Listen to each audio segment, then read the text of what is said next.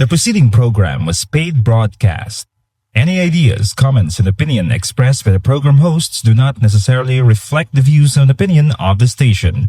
The program and its producers are not affiliated with the station. Nagapangabuhi kita sa panahon nga makabig naton walay kapaturan. Kag nagatuga ini sang kahadlok sa kadamaan. Apang sa aton nga makaanakan sang Dios kag tumuluo ni Kristo Jesus. Makasarang kita sa pagpadayon nga may kasiguruhan kag paglaom. Gani pagigupod kamo sa akon.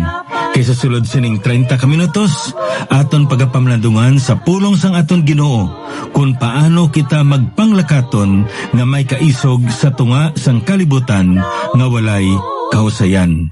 Diri sa aton palatuntunan sa kanginan, tinapay sang kabuhi. Ang dinalan sa kasulatan sa aton sini nga adlaw makita sa mga kasulatan ni Juan kapitulo 14. Kag akon pagbasahon ang versikulo 2 kag 3. Ang pulong sa Dios nagpahayag sa aton, sa balay sang akon amay may madamong hulot.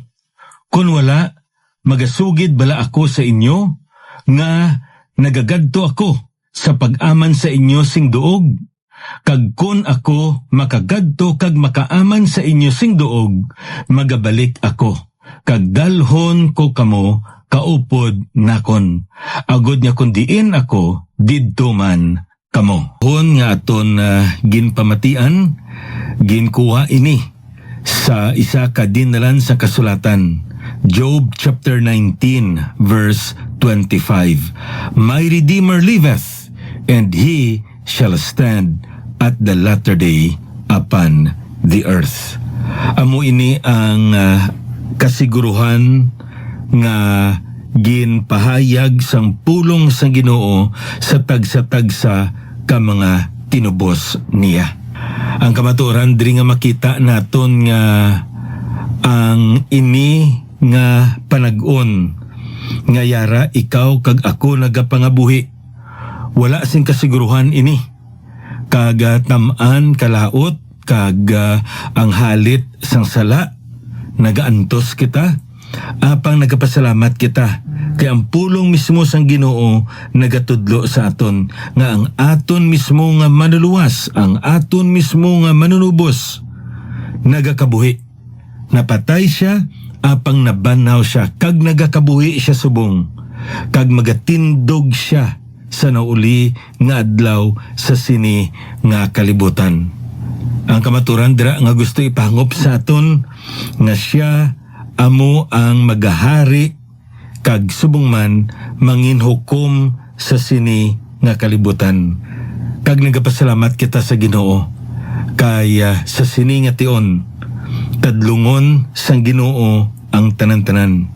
Iya nga ipasag-uli kag iya ibalik sa nagakaigo nga kahimtangan ang ini nga kalibutan.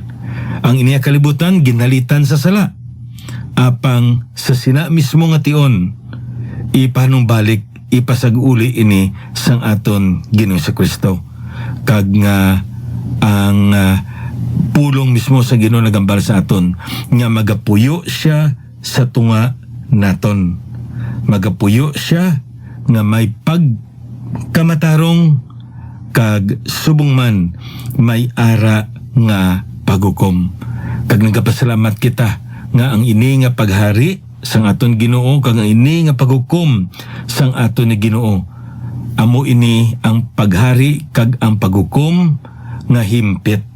Wala sang may ginpasulabi kun hindi himpit ini nga paghukom kag patas ini nga paghukom kag pagginahom. So gapasalamat kita nga ini nga kalantahon nakahatag sa dugang pagid nga kaalam ihibalo kung ano ang mga tinutuyo sang Ginoo kag plano niya suno sa iya nga ginpahayag sa iya balaan nga pulong. No, magapadayon kita diri sa pagtuon naton sa pulong sang aton nga Ginoo kag sa aton nga pagtuon walking courageously in a world of chaos. Amo ini ang aton nga series subong nga ikaw kag ako makasarang kita sa pagpanglakaton nga may kaisog sa tunga sang kalibutan nga wala sing kahusayan magamo nga kalibutan. Hindi naton pagtugutan niya ang kahadlok kag ang pagkatahap amo ini ang mag-ulipon sa aton. Kung hindi may pagdaog kita kay nga man yara kita sa kay Kristo Jesus. Kag sa tunga sini ang ambal sa Biblia sa aton, magpakalinong kita, be still and know that I am God. Amo ina ang iya nga ginpahayag sa iya nga pulong salmo. Kag ang aton diri nga pagatun-an subong amo nga dapat magpahimuyong kita. Paano kita magpahimuyong? Magtuo kita sa persona. Sino ini nga persona? Si Kristo Jesus. Amo ina nga ginambal niya, let not your heart be troubled. May mga butang gid kong kaisa nga nagalingkang, nagapatayog sa ato niya pagtuo. Pero hindi naton pagtugutan nga magapadayon ini sa pagtayog sa aton. Kag amo ini ang magahatag sing kahadlok, pagkatahap, kag subong man nga mag-atras kita. Kung hindi, ang ambal sa Biblia sa aton, ye believe in God, believe also in me. Believe in the person, and that is the Lord Jesus. Isa ka butang bala diri nga makita naton ining pulong gali nga believe nga ginambal diri sa Biblia sa aton. Amo ini ang pagtuo nga dapat nagapadayon nga pagtuo. Ano ba't silingon sini? Amo ini ang pagtuo nga ginambal sa Biblia sa aton nga dapat progressive, nagapadayon sa aton pa sa kada adlaw nga tanan. Aton gali nga ipamatod sa aton kaugalingon nga magtuo ako sa akon Ginoo. Ano man ang matabo sa akon sa sining adlaw, magatuo ako sa akon Ginoo. Amo ning idea diri. It should be a continuous day by day faith. Kag ang object sa sini nga pagtuo, ang ginapatuhuyan sa sini pagtuo, ang aton mismo Ginoong sa Kristo. So amo nang una dra nga makita naton, no? Nga makasarang kita magpahimuyong sa tunga sang kagamo, sang kalibutan kay nga man nagatuo kita sa isa ka persona. Ikaduha diri, nagatuo kita sa isa kaduog. Kag ano ini nga duog ang ginambal diri sa Biblia sa aton, in my Father's house are many mansions. If it were not so, I would have told you, I go to prepare a place for you. Ano ini nga duog? Amo ini ang langit. Gintawag ina siya country, gintawag man ina city, gintawag man ina siya kingdom, gintawag man ina siya paradise. Mga larawan ina, agod nga mahangpan naton ang butsilingon sang aton nga Ginoo natuhoy sa iya nga duog. Kang isa diri kag ang isa sa ginatawag naton matahom nga larawan sang langit, amo nga gintawag ini balay sang akon amay, my Father's house. Kag nagapatuhoy ina sa langit. Kag sa aton nga natun-an, we believe that heaven is real, just like the very person who promised us heaven. He is also real. Kag tungod nga matutuod ini nga persona, matutuod man ang iya nga ginsaad. Ano iya ginsaad? Ang iya mismo nga langit, ang iya ginarian, ang iya syudad, ang iya nga duog, ang iya paraiso. Subong ang isa lang kabutang nga masubo kay madamo sang mga ginatawag kita bala cartoon pictures nga nagalarawan sa langit, no? Nga sa diin may bulawan nga mga matawag na tandra ganhaan nga nagaingat-ingat. Tapos ang mga tao nagalupad-lupad o ko nagalutaw sa mga panganod. Tapos nagadaladra sang harp kag ginakuting-kuting ang harp, ang arpa. Ang ibanti may ara pang pakpak sa likod. Kag may ara pa nga halo sa ibabaw sang ulo nila.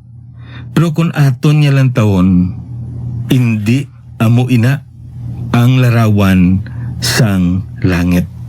Ang larawan niya sang langit, it is a country, a city, a kingdom, a paradise, a house. Amo ina ang makita naton sa pulong sang Dios. Gani kun isa pa kabutang nga ginatudlo sang pulong sa Ginoo sa aton, amo sini. May ara bala kita sing handom nga mag-upod kag magpuyo sa balay sang aton niya Dios. Kung kaisa ang problema naton niya dako kay tamaan kita kakomportable sa sini nga kalibutan, sa puntong kaisa nga dawala na kita handom sa pag-antisipar kung ano ang ginarian sang Dios. Ang iya nga langit, ang iya duog nga ginaman sa tagsa-tagsa ka mga tumuluo. Kung wala ka nagahandom, kag ginakabig nimo imo kagulingon nga tumuluo pero wala kasing handom, there must be something wrong with your faith. Kay nga man, sa isa ka tumuluo ka may butang pa nga ginahandom niya among giniran sa Dios. Kay nga man, hindi na makahalit ang sala sa imo kag sa akon. Ang kamatayon, ang masakit, ang kahisa, ang pangawat, ang aksidente, ina nga mga butang, madula na ina. Tungod himpit nga duog ang ginaman sa Ginoo sa imo kag sa akon, because He is promising us a place. Kagabay pa nga naghandom gid kita. May isa ka article kong nabasahan sa Daily Bread. Kag sa sulod kuno sang masubra 40 ka tuig. Ang ini nga mag-asawa pangabudlay sila sa Afrika. Halin sila sa Estados Unidos, nagpanakayon sila sang barko kag nagtiner sa Afrika sa sulod sang mga 40 ka tuig. Kag digto nagtrabaho sila, nagpangabudlay sila. Kag sa sini nga tion, ang ila mission board nagambal nga dapat ma-retire na kamo, kinahanglanon niya magbalik na kamo diri sa Amerika. Ti nagimos man sila, nagsakay sa barko, pauli balik sa US. Kag ilang nabalitaan nga sa sulod sa sina nga barko, ara dira ang isa sa mga ginatawag naton politiko sang nasyon sang Amerika nga kaupod nila. Kag digto gali sa Afrika, nag-safari, hunting trip siya, no? So naniro siya siguro sang mga usa, mga leon, ilipante dira, kung ano man yung mga mabangis nga mga kasapatan dira.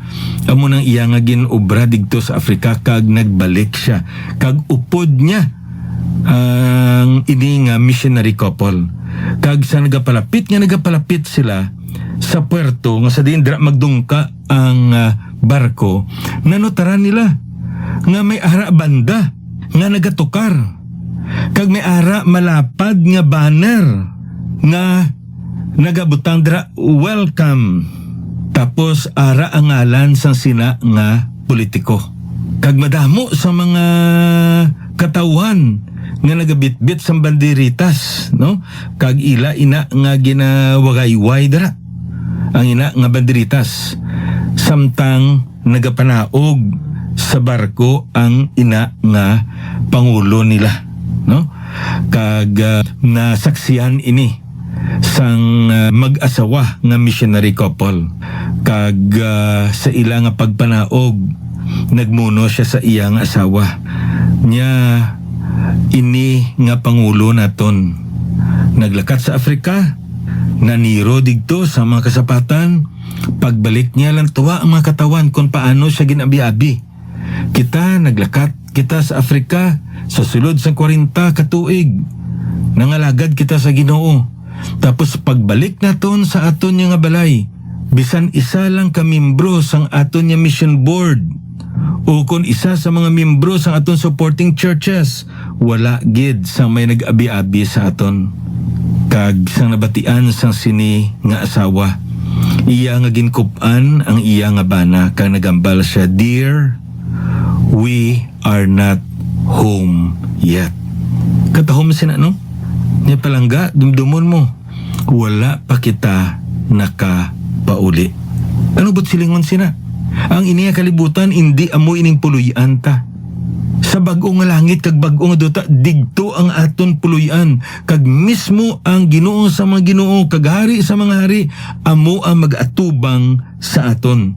Kag kung paano naton siya ginalagad, amo ina ang iya nga ibungat sa aton. Kag kung matutom kita sa pagpangalagad, anong ginabalad ra sa aton? Well done, thou good and faithful, reliable servant, masaligan nga ulipon.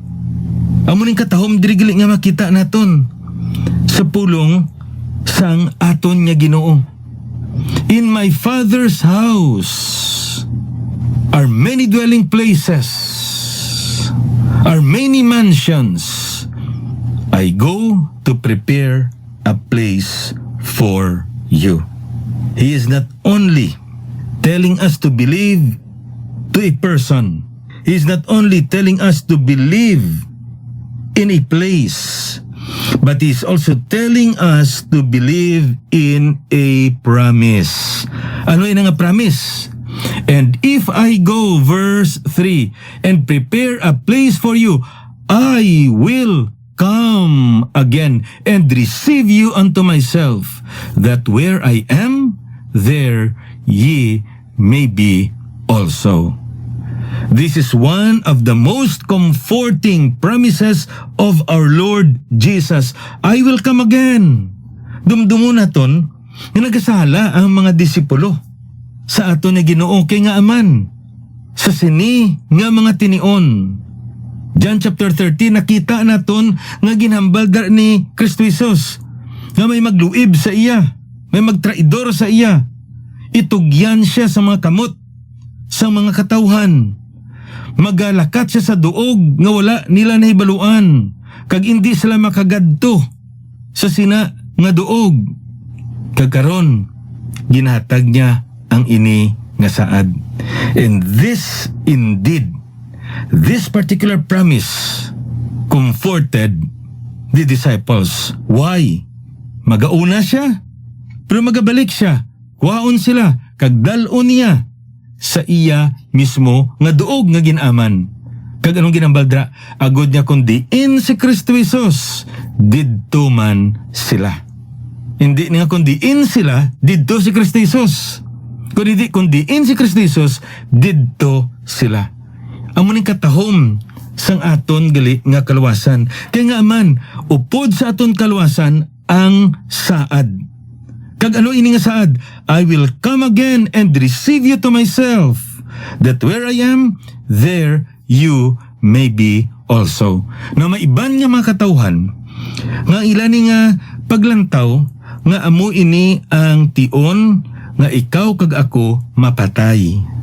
Pero kung isaon naton sa pulong sa Ginoo, ang ini nga dinalan, nagapayag nga si Kristo magakari liwan. Kag indi ini sa tion nga ang kada tumuluo mapatay sugato ni Kristo Jesus. Hindi amo na makita naton sa pulong sa Ginoo. Kaya nga man, kulang taon tagani dra no, Luke chapter 16, ang iya iniyatuka sang mga manugtunda, angels. Amo ning ilaya nga tuka ang pagsugat sang mga tumuluo kagdala sa ginarian sang aton niya Diyos. Di kun aton niya lang taon sanggin saad ini sang aton Ginoo si Kristo, isa ka butang nga aton gali nga masapuan nga amo sini. Ang Diyos sang himaya nagahandom gid nga magpakig-upod sa tawo. Hindi bala nagpahig-upod man siya sa tawo? Sa nagkari siya sa siniya kalibutan, amo na gani ang tawag sa iya, ano? Emmanuel. Ano minisang Emmanuel? God with us. Ang Diyos kaupod naton. Ang Diyos nagupod kundiin kita. Halin sa langit, nagadto sa siniya kalibutan. Agod magupod sa aton. Emmanuel. Apang naibaluan naton nga pagkatapos nga napatay na banhaw, nagkahayab siya sa 40 kaadlaw. Pagkatapos sa 40 kaadlaw, kag anong ginambaldra sa Biblia sa aton? Ato siya subong sa iya ginirian. Kag anong iya ginobra? Ginaaman niya ang ginarian niya. Kag magabalik siya liwan. Sa ano nga tinutuyo? Agod nga kuhaon niya ang mga tumuluo, agod niya kung diin siya didto man ang iya nga mga tumuluo. Katahom sa sinibala nga kamatuuran nga makita naton. No, dumdumo nato, no? A promise is as good as the one that promised. Di ba? Ang promesa, ang kasiguruhan, ang kaayuhan, ang katumanan sang promesa, depende sa naga-promesa. Kung naibaluan naton niya ang nagpromesa, masarangan niya, masaligan ta na. Pero kung naibaluan naton niya ang ina nga nagpromesa, pulo na kapromesa ang iyaging promesa sa aton, siyam wala gid. Nauman, ikapulo ni nga promesa niya, ti sa imo saligan mo pa nga mahuman niya ining ikapulo, kaya ang siyam tula niya matuman. Sa ginambal nato, no? A promise is as good as the one that promised. Ang katahom kaya nga aton niya Ginoo. Siya mismo ng promesa. Duduman ko sa una, no? May ara kita bala nga mabatian nga para sa aton amo ina ang isa sa mga pinakamatamis gid nga promesa. I shall return. Ang batong duhan niya pa na? Ang I shall return? Sino ina ang pamulong? General Douglas MacArthur. Kag ginsaad niya ina after 2 years. Ano ang iyang ginhimo? People of the Philippines, I have returned. Ang ambal sa iban nga asyal. Kay ti hindi niya pa mapaktan gid. Hindi gid siya makasiguro gid. Pero ang katahom kay kunyara kesa kay Kristo Jesus, ina nga saad matuman gid. All we need to do is to believe not only in the person but also in that place and in that promise. And by so doing, we will experience calm in the midst of chaos and confusion. Ayan, abyan kagutod sa Ginoo. Wala pa ikaw nakabato ni Kristo bilang imong maluluwas. Ihambal ko ini sa imo, hindi ikaw maka-eksperyensya sang matudtuod nga kalinong kung wala Kristo ang imo kabuhi. Ayan, may kalinong ka pero temporaryo kag tamaan ina kahapaw nga kalinong. Kay siya gid lamang ang makahatag sa matutuod nga kalinong, kay siya lamang ang ginakabig Prince of Peace. Nga hindi mo siya pagkilalahon nga imo nga manluluwas. Kag magpangamuyo ka Ginoo, makasasala ako. Hindi ako makasarang sa pagluwas sa akon kagulingon gikan sa akon makasalanan. Kag tungod sini ang sala nagatublag sa akon. Apang Ginoo kari ikaw sa akon kabuhi, ginabaton ko ikaw nga akon nga manluluwas. Ka ikaw gid lamang ang makahatag sa akon sa matutun nga kalinong. Yan Ginoo, patawara ako sa akon masala. Kari ikaw sa akon kabuhi, ikaw na maghari, kag maghatag sa akon sin kalinong. Ang hambal sa Biblia sa aton, ang bisan sino ang nagtuo sa iya, may kabuhi nga walay katapusan kag hindi na mawala. Kag nangin, anak siya sang Diyos. Abyan, kabay pa, nga ang ini nga kamatuuran nga aton gintunan subong. Magapabilin ini sa aton tigipuson, kag nga maghatag ini sa aton sing kasanag sa pag-alagad naton sa aton nga Ginoo. Sa madason naman niya broadcast, inanyabyan, alagad sa kanginan, Pastor Neil Vilches, ang Ginoo magapakamaayo sa inyo.